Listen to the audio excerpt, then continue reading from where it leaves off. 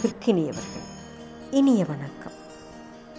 ஒரு TV program ஒன்றில் நடிகை தேவயானிக்கிட்ட உங்கள் கணவர் பற்றி சொல்லுங்கள் அப்படின்னு தொகுப்பாளி கேட்க, அதே ஷோவில் ஜட்ஜாக இருந்த ராஜகுமாரன் அவர்கள் அவங்கள பார்த்துக்கிட்டே சந்தோஷமான கண்ணீரோட நன்றியோட அவரை பற்றி பெருமையாக பேசுகிறாங்க.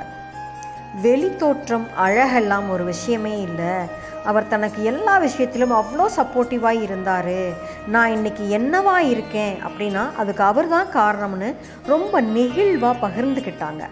அதுக்கு ராஜகுமாரன் பதில் சொல்கிறப்போ, ஒரு கணவன் எவ்வளோ அழகாக இருக்காருன்னு பார்க்குறத விட எந்த வயசுலேயும் அவர் கண்ணுக்கு நம்ம அழகாக தெரிவோமான்னு பாருங்கள், அவ்வளோ நேசத்தோடு அந்த பதிலை சொன்னார். அதில் அவங்க 2 பேருக்குமான அந்த நேசமும் புரிதலும் தெரியும்.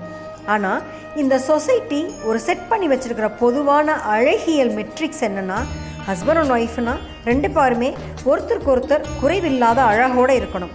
அப்படி கொஞ்சம் முன்ன பின்ன இருந்தால் அவங்க சந்தோஷமாக இல்லை. இங்கே ஒரு தம்பதியுடைய அன்பும் சந்தோஷமும் நிறைவாழ்வும் அழகுங்கிற ஒரு ஃபேக்டரை வச்சு தான் நிர்ணயிக்கப்படுதுங்க.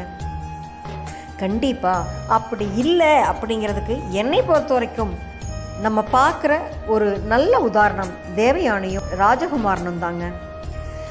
நிறையா இந்த சோஷியல் மீடியாவில் பதிவிடுற பதிவுகளை பார்த்துக்கிட்டு நம்மளை நாமே ஏமாற்றிக்கிறோங்க.